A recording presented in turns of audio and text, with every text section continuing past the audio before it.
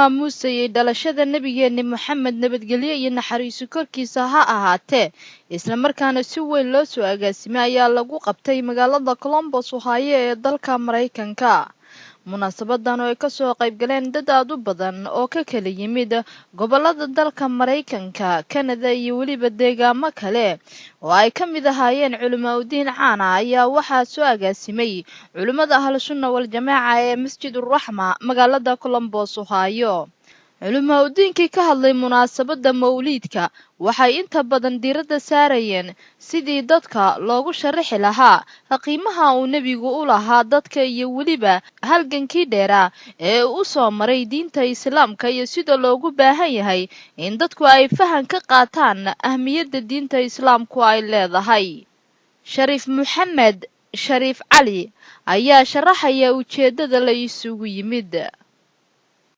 ujeedadu ma ahayn intaan meelo ka nimaadno ama magaalada ka nimaadno inaan cunto cunno oo qasaa'id bas aan qaadno oo iska kala tagno ma ahayn. bal ujeedadu waxa weeye akhlaaqda rasuulkeena kaleey salaatu wasalaam. waxaynu nahay ummadda Ilaahay yiri kuntum khayra ummatin ukhrijat lin-nas. ummadda adduunka loo soo saaro ummadda ugu khayr badnayd bay tihiin. akramu rasuul Ilaahay baa noo soo diray, akramu kitaabna Ilaahay baa nasiyay. ummadda noocaas hadaanu nahay waxaan laga rabaa ikhwaani rag iyo dumarba sunnadii nabi Ilaahay Maxamed kaleey salaatu wasalaam adoonka noocaasa inaan barano oo qaadan. muhiimadda aan sugnid waxa weeye siiradii nabi Ilaahay Maxamed aan isku dul aqrino markaan ogaanana nin walba xadiidkii loo sheegay maanta inuu ku dhaqmo. ma aha saxaabatu rasuulillaah waxay naga duwanaanayeen salafkii saalixa waxa weeye maanta xadiid maqlahay xadiidka marda xukunkaasi ma soo marahayo dhanbu isaga dhigahaya waa qaadanaya saytu u qaadanaya. anagana waxa laga yaabaa maanta lagu aqriyo oo Sheekh Cabdulqaadir Xaashi oo loo yaqaan Sheekh Cabdulqaadir Baajuuri ayaa si weyn uga hadlay qiimaha uu nabigu u lahaa ummadda Islaamka iyo waliba sida uu diinta Islaamka ugu soo dhabar adeegay. ummadda oo rasuulka la yiri ku farxa waxa kale oo dhan ku farxadaan iyada ay ka khayr badan.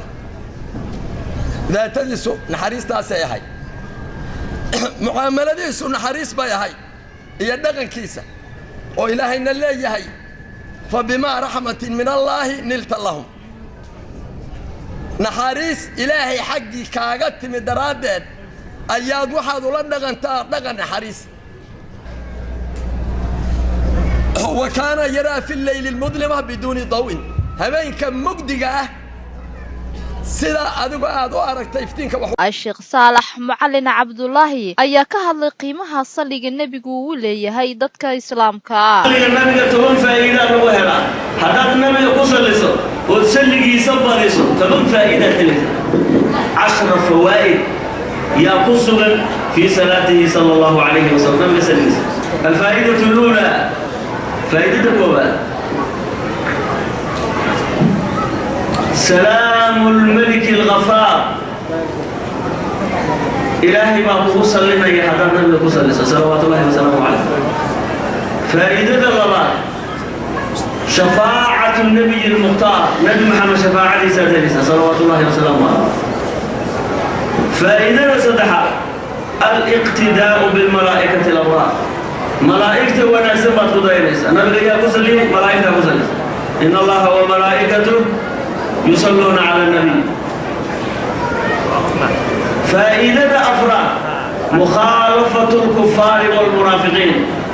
قال لي المنافقين النبي يقصل لنا أي اختلاف. Sheekh Yuusuf Maxamed Cabdi ayaa dhankiisa dhalashadii nabiga sharaxaya isla markaana ka sheekeeyay nabiga markii uu dhashay iyo waliba markii uu geeriyooday. bishaaradaysay taaniyad baa isqabtay وكي إمام البوسوري وتوالد بشرى الهواتف عن قد ولد المصطفى وحق الهناء مركي موت الرب وكوثو عرفه قلبي أتكفر حيصة وحاول له أنك سوق جارة يا من نعرف يسد وحكيه بدون أما ماشى الرب كده يدلي هذه الحوجة نعرف في على ذي الدوت كل مركي دلشدي بالنبي اللي جاري عليه الصلاة والسلام كون كوا بشارة بقاطب يتهنيد وكان رسول الله صلى الله عليه وسلم من أحسن الناس خلقا أنا أحسن الناس خلقا بشرك إلهي أبو ريقفك النبي محمد وقضى بعد ونسموها وإنك الله على خلق عظيم.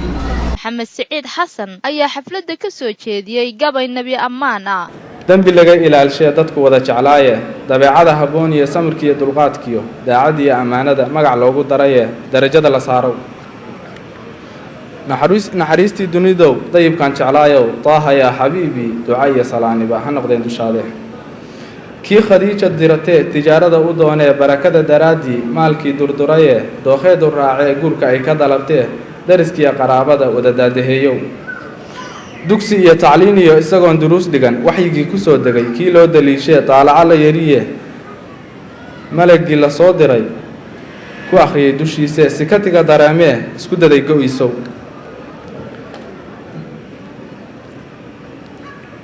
muddo gaaban dabadeed udikii la yiriye loo diray makhluuqee dacwadii ballaarnayd 3 sano dahsoonaan ugu habay dad qaar ka mid ah ardada Masjidul Raxma ayaa dhankooda nashiidooyin ka qaadaya xafladda iyaga oo ku labisnaa dhar kala soo jiidasho leh watay. You are so caring and kind. Your soul was full of light. You are the best of mankind.